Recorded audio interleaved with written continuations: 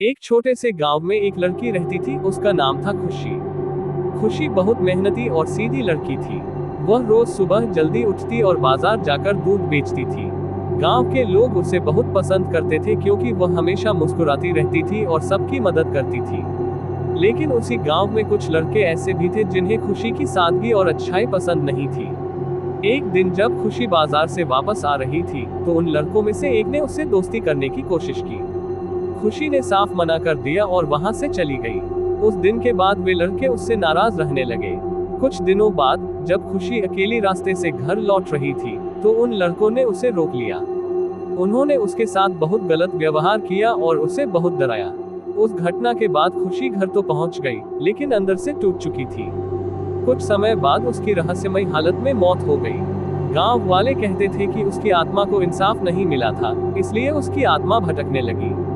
धीरे धीरे गांव में अजीब घटनाएं होने लगी। रात को सुनसान रास्तों पर किसी लड़की के रोने की आवाज आती। कभी किसी को लगता कोई उनके पीछे चल रहा है, लेकिन पीछे मुड़कर देखने पर कोई नहीं होता। एक एक करके वही लड़के डरने लगे जिन्होंने खुशी के साथ गलत किया था।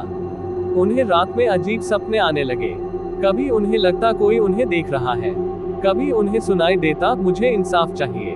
कुछ महीनों बाद वे सारे लड़के गांव छोड़कर भाग गए। लोग कहते हैं कि खुशी की आत्मा ने अपना इंसाफ पा लिया।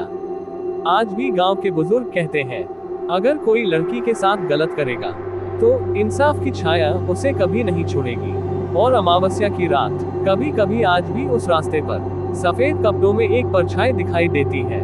याद रखना, गलत करने वाला कभी नहीं बचता, क्योंकि इंसाफ देर से आता है लेकिन आता जरूर है।